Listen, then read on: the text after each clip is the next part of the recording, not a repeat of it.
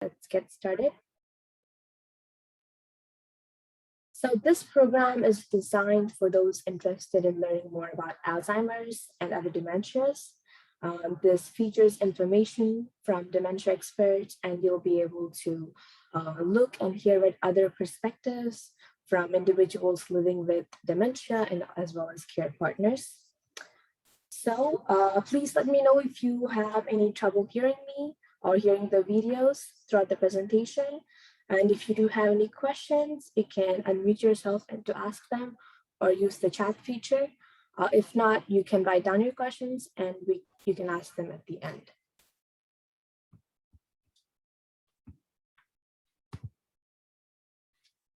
Today, we're going to take a look at Alzheimer's and dementia to give you a broad understanding. So some of the learning objectives that you should be aware of by the end of presentation is to comparing Alzheimer's and dementia. You'll be able to know the difference between Alzheimer's and dementia. You will be able to recognize how Alzheimer's can affect the brain and its internal structures. You'll be able to list down some risk factors of Alzheimer's disease, and as well as you'll understand the 3 stages of the disease. You'll be able to recognize current FDA-approved treatments that can reduce the symptoms of this disease. You'll be able to describe how scientists are working to advance research in Alzheimer's.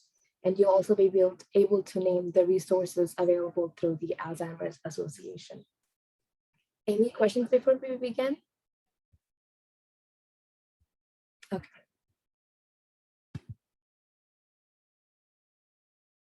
Alzheimer's is a global crisis, and you likely are hearing it more and more about it in your personal lives and on the news.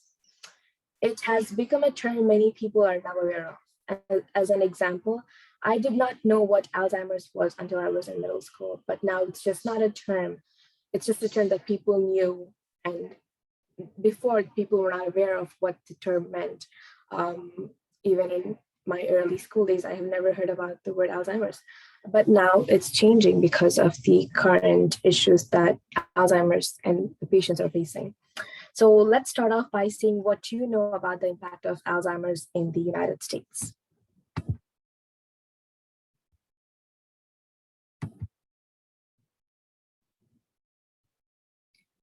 So it's just an estimate. So approximately how many Americans are currently living with Alzheimer's?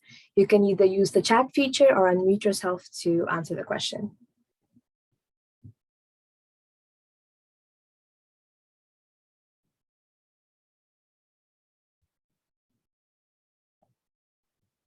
Anyone? Okay. 6 million. Okay, got 8 million. So the correct answer is more than 6 million.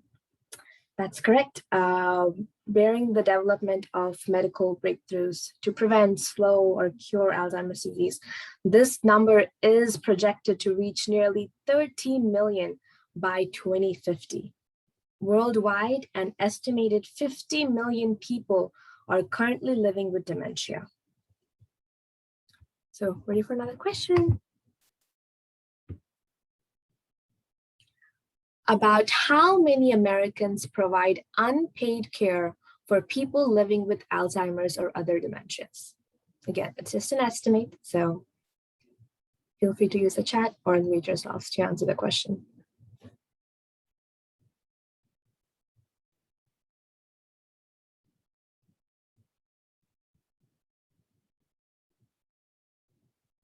Okay, I got 14 million. So the correct answer is over 11 million. Currently, more than 11 million Americans are providing unpaid care for people living with Alzheimer's or other dementia. Alzheimer's impacts caregivers both at home and at work. More than 80% of care provided at home is delivered by family members, friends, or other unpaid caregivers. As you can see, this disease takes a personal impact on the individuals facing it as well as the financial one. Let's learn a few more statistics about the impact of Alzheimer's. So you'll be during the video.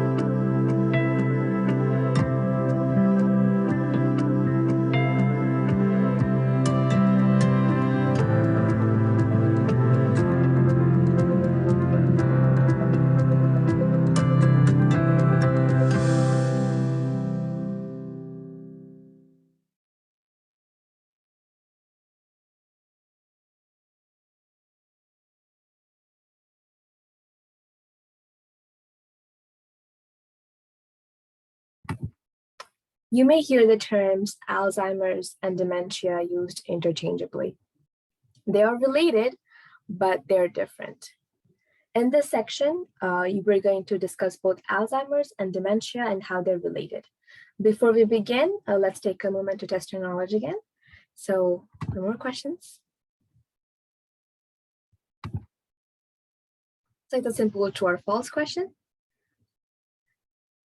Do you think Alzheimer's is a normal part of the aging process?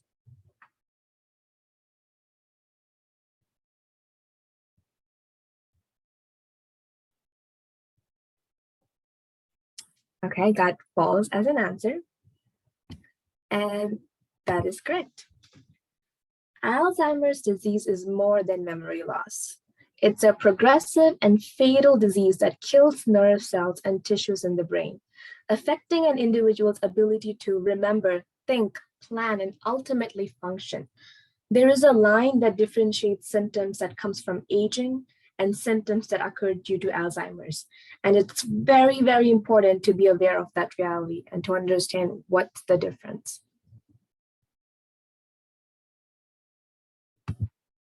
Question 2. People younger than age 65 can get Alzheimer's. True or false? True, yes, that is true. While most individuals living with the disease are older adults, people younger than 65 can also develop Alzheimer's. This form of the disease is known as younger onset Alzheimer's or also early onset. In some cases, people develop this disease in their early 40s and 50s, which affects their lifestyle and the people around them at a very early stage. Now let's watch a video of one of our experts, Dr. Heather Snyder, explaining how Alzheimer's and dementia are related. Dementia is the umbrella term for an individual's changes in memory, thinking, or reasoning. There are many possible causes of dementia, and Alzheimer's is the most common cause. Other causes of dementia are vascular dementia, which is marked by changes in the blood flow in the blood vessels in the brain. Dementia with Lewy bodies, identified by specific brain changes throughout the brain that include the buildup of a protein known as alpha-synuclein. And frontal temporal dementia, which is marked by brain cell loss in the front sections of the brain or the frontal lobe. Each type of dementia may have distinct characteristics to cause specific behaviors in the individual, but there is also some overlap in behaviors among the types of dementia.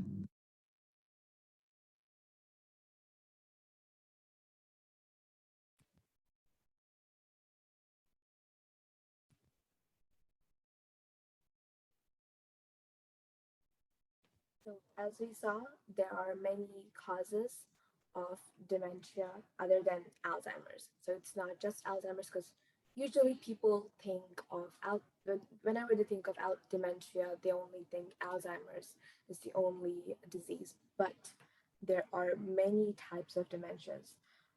However, 60 to 80% of all dementia cases are caused by Alzheimer's. There are numerous types of dementia. Each type has different causes and symptoms, and there are different treatment plans for each. So it's important to note what type of dementia a person is suffering with.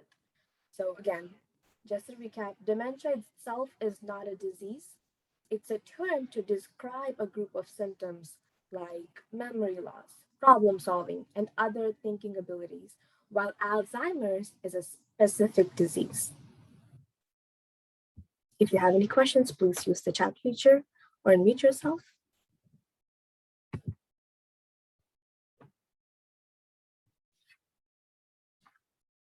As discussed, Alzheimer's is a brain disease. The brain is our most complex organ. It's also our most powerful, despite weighing only about 3 pounds. Our brain controls our thoughts, our feelings, our senses, and the rest of our body follows the commands from the brain. Our brain can easily go from being our best friend to the worst enemy within a very short period of time. To explain more of that, let's hear from one of our experts about how Alzheimer's affects our brain and how it damages our nerve cells.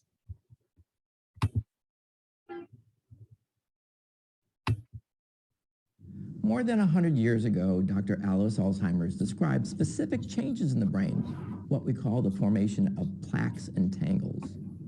Now, Alzheimer's is a progressive brain disease that's marked by these key changes and is thought to impact memory, thinking, and behavior. The brain has 3 main parts: the cerebrum, the cerebellum, and the brainstem. Each one plays a role in how the body functions. The cerebrum fills up most of your skull. It is part of the brain most involved in remembering, problem solving, thinking, and even feelings. There are about 100 billion nerve cells or neurons throughout the brain that transmit messages in order for us to create memories, feelings, and thoughts. Alzheimer's disease causes nerve cells to die, which leads to the brain tissue loss, or what we call shrinkage, and causes loss of function and communication between cells. These changes can cause the symptoms of Alzheimer's disease, such as memory loss, problems with thinking, planning, behavioral issues, and even at the end stages, problems with swallowing.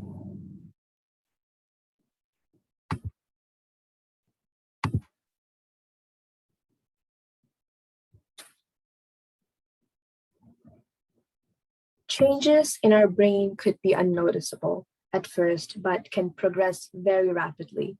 So just to recap, the plaques and the tangles that were mentioned in the video that form in our brain are caused by abnormal buildup of proteins. And the cause of it, where it starts, it's still unknown.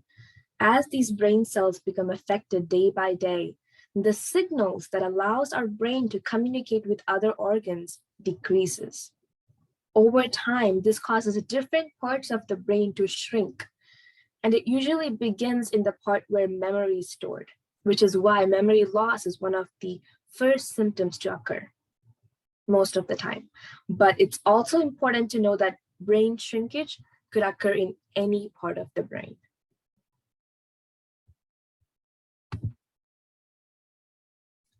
Everyone with a brain is at risk of developing Alzheimer's. There are few known factors that increase a person's risk of developing Alzheimer's disease. Now let's see if you know which one is the most common.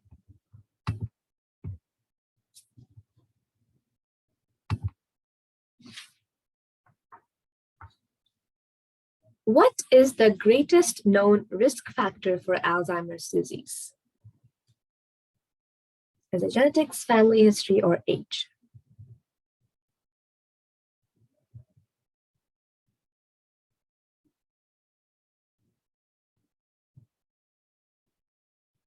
Age. Correct, that's correct. Age is the greatest known risk factor for Alzheimer's disease. And before I continue, I would like to address that genetics, family history are also risk factors for Alzheimer's disease. But in this specific question, we're looking at the greatest known risk factor, which is age. Any questions before we move forward? So now let's hear a little from one of our experts as she explains the most common risk factors. Alzheimer's disease is marked by specific brain changes that result in the clinical changes in individual experiences.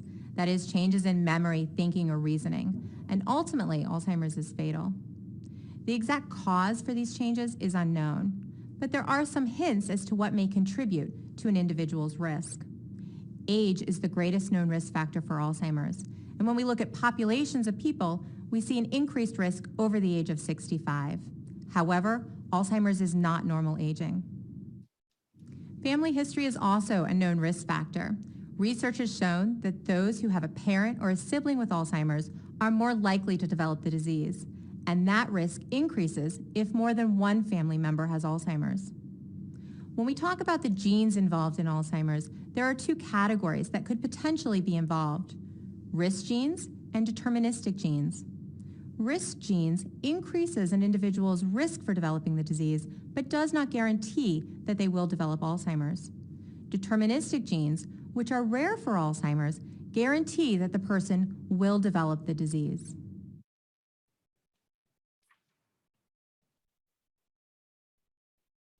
In addition to the main risk factors for the general population, Hispanics, African Americans, and women are at higher risk for developing Alzheimer's. So as you can see, Hispanics are about 1.5 times as likely as whites to develop Alzheimer's and other dementias, while African Americans are about twice as likely to develop the disease. Almost 2/3 of Americans with Alzheimer's are women.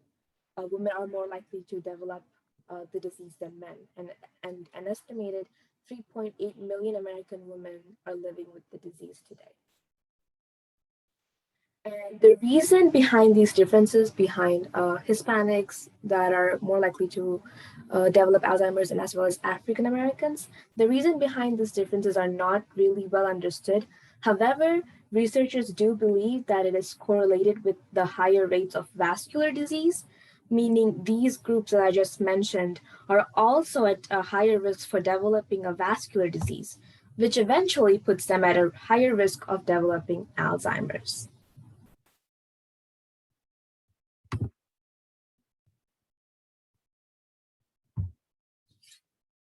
So to summarize, Alzheimer's disease is caused by the failure of nerve cells in your brain. And although the exact cause is uncertain, there are several factors that increases your risk of developing this condition. And one of the greatest risk factor is age. The risk of developing Alzheimer's increases at age 65. However, there is early or young onset Alzheimer's that I mentioned previously that can affect people around the age of 40. Family history is another risk factor that takes into account of the environmental and lifestyle factors that surround you from your childhood and your adulthood and beyond. And family history is different from genetics. Speaking of genetics, the two types of genes that are associated, that are associated with the disease are risk genes that increases the chance of you developing Alzheimer's, and the deterministic gene that guarantees you will get the disease. And last but not the least, Hispanics, African Americans, and women are at a higher risk of developing Alzheimer's disease.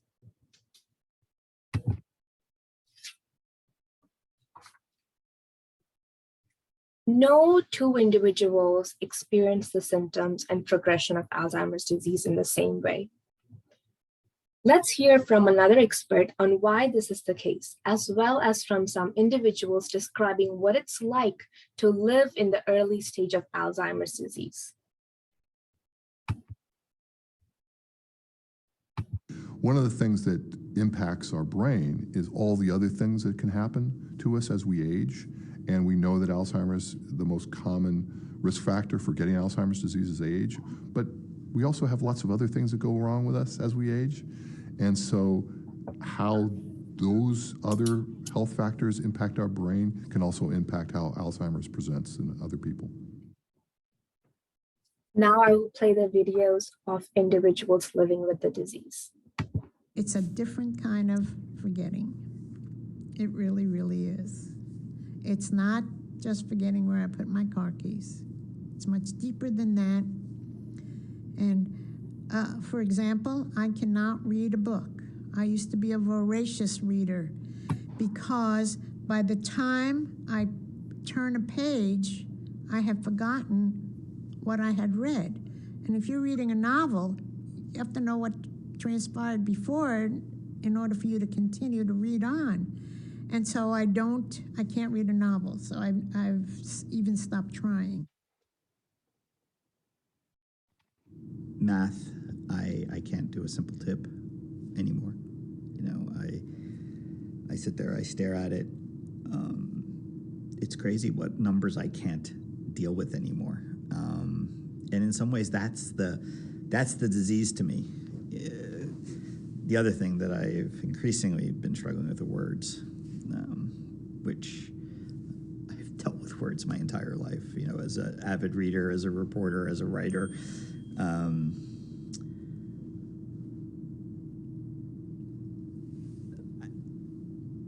I struggle with them now. I'm like an overachiever and when you're unable to deliver or you're not performing at the same pace that you once did before, that's frustrating. It's frustrating to not know where you place things. It's frustrating to not be able to explain to someone the problems that you're having. You can't articulate it in a way. It's frustrating to read something and you forgot what you read. It's frustrating to continuously have to change your password and you just changed it last week and you're constantly doing the same thing over and over again. I think the thing that surprises me the most about my dementia is that it is progressive. And I'm finding that I'm forgetting more. And they do memory tests for me all the time at the doctor's. And so that becomes a little disconcerting at times to see my cognitive impairment continue to decline. But again, I really have hope. I don't live really in the future. I can't live in the future. I can't worry about what the future is going to bring. I have to live for today. So I have a question in the chat that says, does diet or exercise count as risk factors? I personally wouldn't say they count as risk factors. However, it is important to follow a healthy diet and to exercise regularly to reduce your chances of getting dementia or any other type of disease. It's following a healthy diet, exercising for at least 150 minutes a week would greatly reduce your chances of getting a dementia. Just living happily, having a positive mindset, all of these will help you eventually. We actually teach another program called Healthy Living, and we presented with Holy Trinity a few weeks ago. So yes, diet and exercise, you know, as just was said, could impact our overall health. Also social cognition, social interactions, and brain cognition. So staying stimulated and interacting with others, that good heart health and brain health, all really good practices and good things towards preventing not just Alzheimer's or dementia, but really any kind of disease we're trying to ward off and having good health. That's correct. So again, the individuals we just heard from are living in the early stages of the disease. It's important to know that symptoms worsen over time for everyone. However, people progress through stages of Alzheimer's at different rates as their abilities change. On average, a person with Alzheimer's lives 4 to 8 years after diagnosis, but can live as long as 20 years, depending on other factors. I remember I went to an event Alzheimer's Association was offering, and there was a neuroscience advocate in the call with us. And she shared a few words about Alzheimer's. And one thing that stood out the most for me was when she said, "The challenge is not with dying," which unfortunately is the outcome of the disease, but the challenge is with the living. And that's absolutely true. Imagine waking up one day in a house with an environment that you have never been under. And imagine complete strangers walking and talking to you like they have known you for years. Imagine not knowing who your wife is, your husband, your son, your daughter, your friends.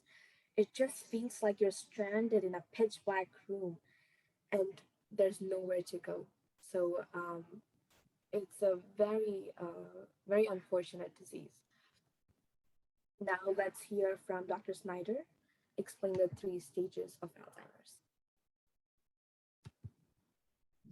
Alzheimer's affects everyone differently. As a result, it's difficult to place a person in a specific stage of the disease. However, there are three general stages that are commonly referred to as early, middle, and late stage Alzheimer's. In a medical context, you may hear these stages referred to as mild, moderate, and severe.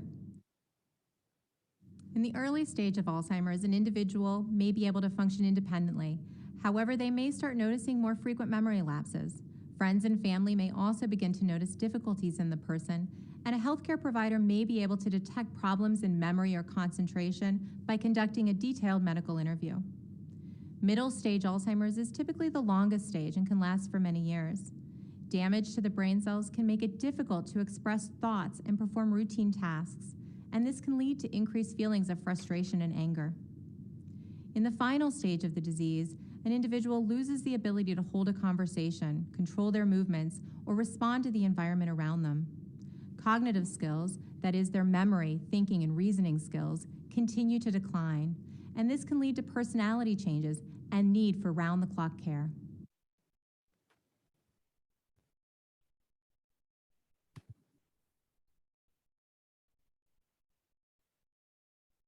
So, as mentioned, it's important to remember that the stages of Alzheimer's are general, and because each person living with the disease has a unique experience, we cannot always neatly place an individual into one specific stage. In fact, some people may exhibit symptoms that overlap stages. For example, an individual can be part of the early stage and also the middle stage. So it's again, uh, it's not neatly placed. However, the stages do allow you to gain a general understanding of the progression of the disease. It gives you a timeline as to what to expect. As Alzheimer's progresses, the individual's behaviors will change, as does the role of a caregiver. These stages can help prevent um, Alzheimer's from worsening and also can help caregivers prepare for what to expect and how to, and it helps them better understand how to respond in certain situations.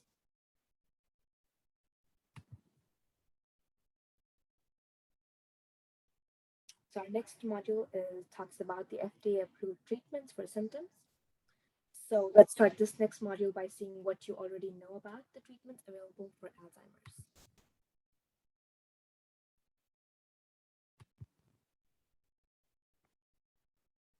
True or false question? Current drugs help address symptoms but do not treat the underlying cause of the disease. Is it true or false?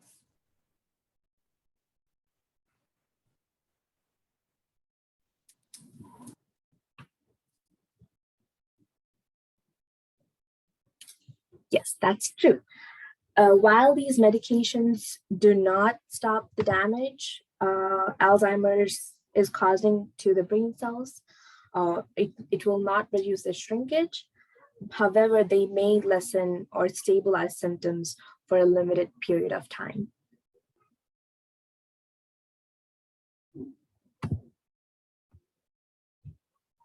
Now let's hear from an expert again about these medications and treatment plans.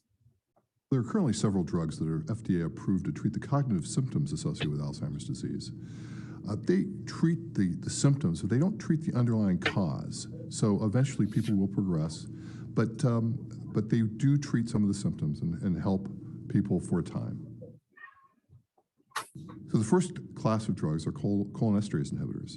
These drugs work to prevent the breakdown of acetylcholine, which is a chemical messenger found in the brain that's associated with learning and memory.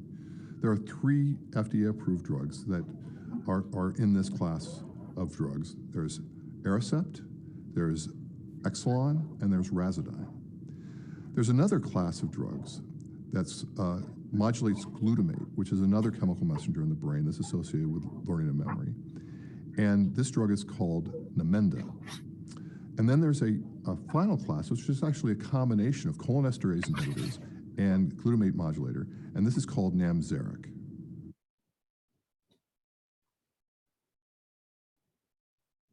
Because everyone experiences Alzheimer's differently, these treatments that were just described work in varying degrees, and they are not effective for everyone. They're not meant to be effective for everyone. An accurate diagnosis is important to ensure that the proper treatment is prescribed. Drug misuse may lead to negative side effects. Do you have any questions before we move on? Please use the chat feature or unmute yourself.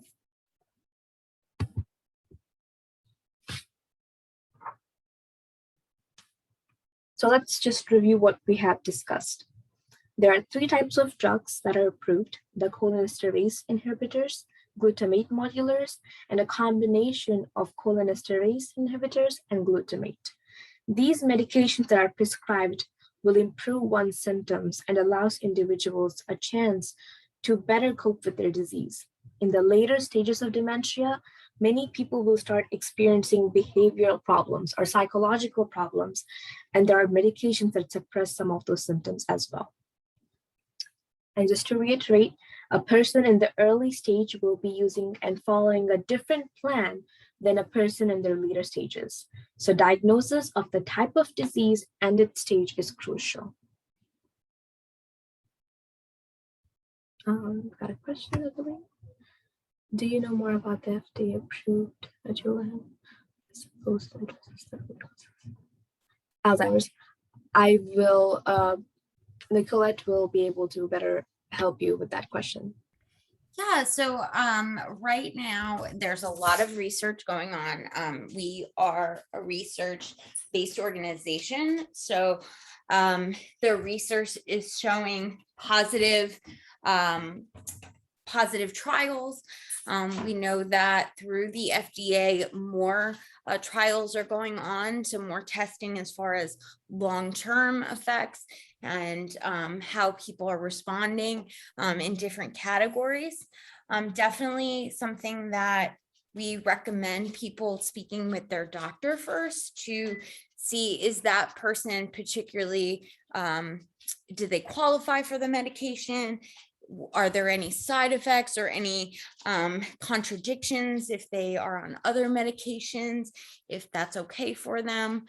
It is actually for someone who has cognitive, so not dementia and Alzheimer's, but necessarily early cognitive changes that we're seeing.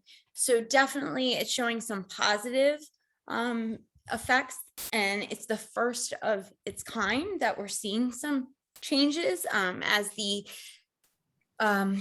prior clip talked about, up until now, there was nothing that's changing. It was more so the medications that were helping people were really helping with the symptoms, not necessarily the causes, as you're saying, or treating the disease or stopping the disease, preventing the disease. So it really is something that's, something that is amazing as far as research is concerned. The affordability is something that we're also advocating a lot towards. We want to make sure that people can afford new medications, things that come out, that people are able to get into those trials. So definitely things that we're advocating for, and we hope to see more of, and more good information and other drug trials as well that are coming along the spectrum. So there's definitely hope. There's another question about how an accurate diagnosis is obtained, and that's a really good question. And that's one of the clips that will be coming up. So I can add more if needed, if if needed when we get there.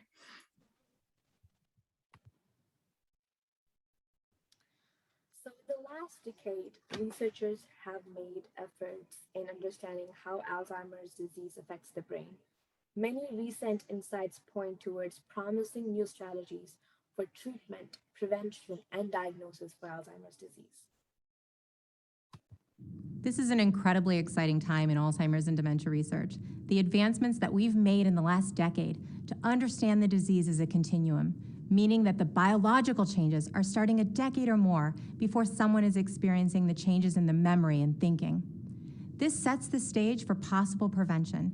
The idea that when we have the tools to identify those individuals at the earliest time point, and when we have the interventions to target individuals at that earliest time point, we can intervene to stop or slow the progression of the disease before an individual loses their memories. I'm excited about what we're learning these days regarding lifestyle. One of those things that we've seen in the past of things like exercise and nutrition have now started to gain more momentum to indicate to us that it can change your ability to slow cognitive decline. That is really the first stages of Alzheimer's disease. This may include things like social engagement, mental cognitive training. It can be things such as exercise. It can be nutrition. All those things are now starting to point that they will lower your risk for Alzheimer's disease. So as you can see, Dr. Snyder and Hartley are hoping towards a positive end. And now we will hear about two care partners and their hope for the future. A lot of hope does come from the Alzheimer's Association, all the research that is being done. Even though there is not a cure today for the disease, I know in my heart there is going to be a cure one day. And I know we're getting closer for that cure. Because even if you fail in a research study, you learn from that failure in the research study. That failure always brings progression. It's nice to see the association spearheading in many ways the emphasis on getting the money at the federal level and at the private sector to get the research done so that someday there will be an effective treatment, hopefully cure, hopefully prevention. As we just heard, there is a lot of hope for where we're headed with Alzheimer's research. One of the key ways to keep this research moving in the right direction is through clinical studies. Scientists are looking for new ways to treat Alzheimer's, and there are many drugs currently in the research pipeline. Recruiting and retaining trial participants is now the greatest obstacle, other than the funding, to develop the next generation of Alzheimer's treatments. So let's hear from some experts about the importance of these clinical studies for the future of Alzheimer's treatments.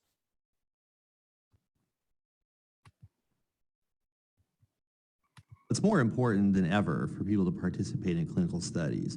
The fact is, right now, we don't have an effective treatment to stop Alzheimer's disease. And if we don't have people participating in clinical trials, we never will. And so participating in a clinical study is one way that everyone can get involved in a very direct way in the fight against Alzheimer's disease. And for people who currently have dementia or Alzheimer's disease, there are some additional benefits. You get access to very close medical care. You also may be among the first people to have access to the treatments that will eventually prove to work.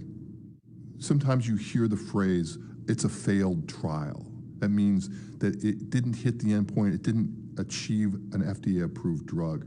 But I would say as a scientist, the only failed trial is one that doesn't give you valuable information.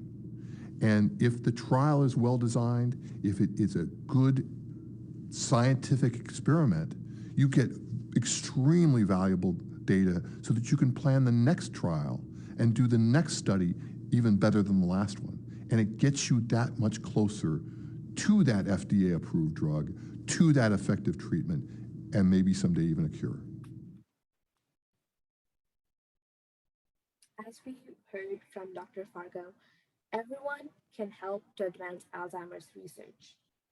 It's especially critical that people of diverse races participate in this clinical research because they are at an increased risk of developing the disease. As I mentioned before, Hispanics, African Americans, and women. It's the risk, the people who are most likely to be affected. It's important that researchers are able to study larger populations to understand individuals, to better understand the disease and their vulnerability. Now let's take a look at it at now let's take a look at an association service that can help people find these studies. Currently, more than 5 million Americans are living with Alzheimer's. By participating in clinical research, you can move us toward methods of treatment and prevention for all those affected by this devastating disease. Alzheimer's Association Trial Match is a free clinical studies matching service for those with dementia, caregivers, and healthy volunteers. To start, simply create a confidential user profile and receive a list of studies that may be a match for you. Don't just hope for a cure, help us find one. I also want to note that the trial match does not share your information with any studies. So it's your choice to connect, and all information will remain confidential. I can add a little bit about the diagnosis process, I think, off of this area. So actually next week, I apologize, it's next week in our 10 warning signs that we talk a little bit more about the diagnosis process. And definitely if you have concerns, what's in our next program, it's November the 17th. What is typical aging versus something a little more concerning? We can go further into that, but I definitely wanted to address, we talk about in that program as well, the accurate diagnosis. So accurate diagnosis is so important. And we really want to make sure that someone is being treated for what they have. There's a lot of things that can mimic Alzheimer's or dementia. So really important, I would start with a wellness check, your primary care physician. And if you have concerns, I would really recommend writing those concerns down, whether it's you or for a loved one, things that you're noticing, so that when you go to the doctor, you can share those concerns. I've noticed this when someone's driving, this when they're having trouble remembering things. This may be a new characteristic that is very uncommon for this person, trouble doing X, Y, or Z. And then sharing that with that doctor. I always recommend, if you are uncomfortable with that doctor's answer, get a second opinion. It is your doctor, it's your health. They may also recommend you going to see maybe a geriatrician or a neurologist.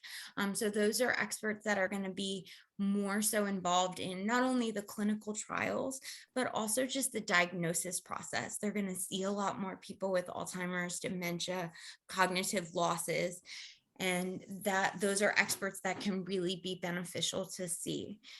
When they are doing that diagnosis, it shouldn't just be a one-time test or a memory scan. Sometimes people tell me, oh, the doctor asked this and that, and I remembered it, so they said it's okay. It really should be a very comprehensive testing process, because we want to rule out anything else that it could be. So as I mentioned, there's a lot of things that could mimic Alzheimer's or dementia. If someone's dehydrated, if they have medication interactions, if they have a UTI, if they are having trouble with drinking too much, there could be confusion, there could be difficulty in many different areas if someone's having a stroke or if they have a tumor. So really important that comprehensive testing is done, so that we're making sure this is really the diagnosis someone has, and then we can treat it best as possible. Also just wanted to add to the trial match that you don't have to have the diagnosis. So someone can get involved in all those preventative measures that we talked about. I know myself, I enrolled several years ago, and it gave me 3 different trials that I could get involved in. As mentioned, it didn't have to be, they didn't hound me, they didn't call me, they just gave me the information to contact if I was interested. And not all the trials are drug trials. So there is a lot of research going on exercise and family history and cognitive stimulation. lots of different competing factors. So we see a lot of research going on now about COVID, and the medications were mentioned earlier. So there's lots of good research going on. And also, as said, really important that diverse populations are getting involved, and people of both genders, and anyone that is able, because that's how we find out what works best for everyone. So definitely really important, and a good question about the diagnosis process. Yes, thank you. Thank you so much. So Alzheimer's is difficult. However, no one has to face the disease alone. With your help, we may find methods to prevent, treat, and hopefully cure this disease after all. Now let's learn a little more about the Alzheimer's Association and how we help individuals and families across the country.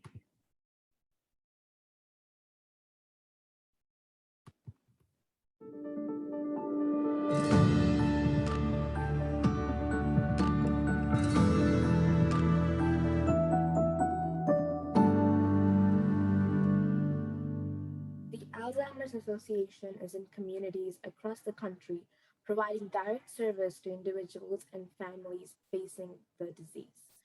Our vision is a world without Alzheimer's and all other dementia.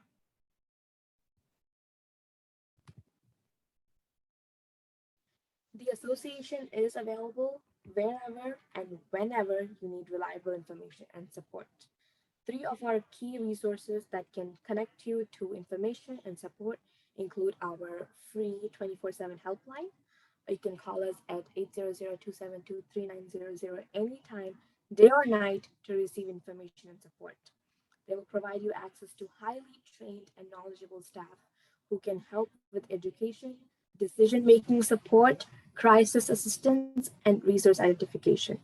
Master's level clinicians are available around the clock to provide in depth care consultation, a free of charge care navigation service offered to families at any stage of the disease. And help is available in more than 200 languages.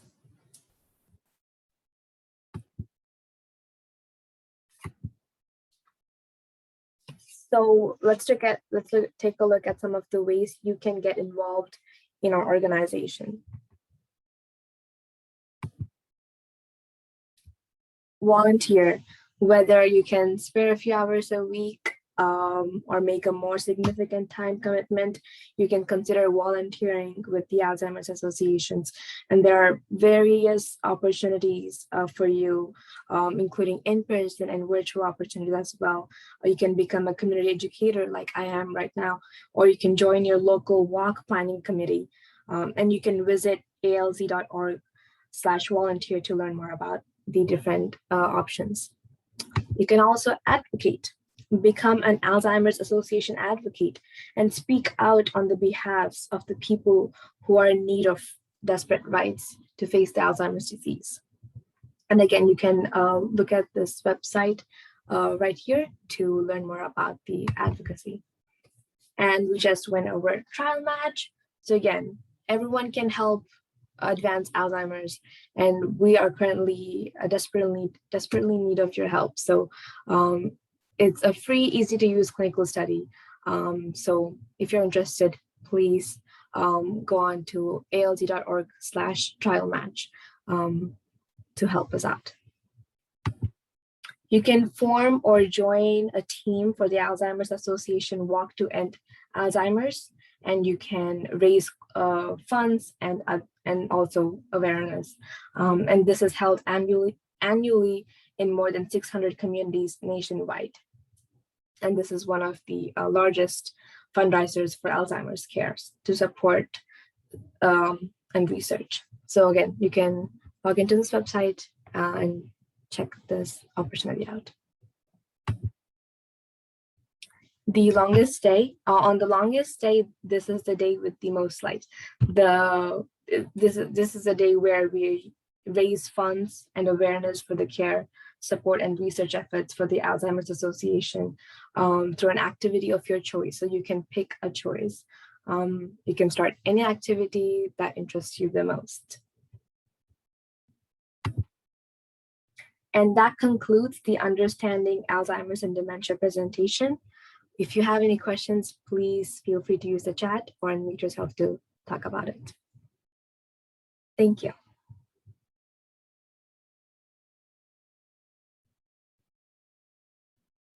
Thank you. Thanks so much for having us tonight, and thanks for presenting. Again, if you would like to join us at the next presentation that we're doing with Holy Trinity, we will be virtual on November 17th at 6 p.m. And please feel free to share the information with your loved ones, your colleagues, what have you, that may benefit as we discuss those 10 warning signs and further about diagnosis, the process. And we'll be here. If you need any information in between now and then, would like to register, our 1-800 number is on the screen, and can be very helpful. So thank you so much for joining us this evening, and everyone have a great evening. Thank you, Nicolette, and thank you, the presenter. You guys did a great job. Great information. Thank you.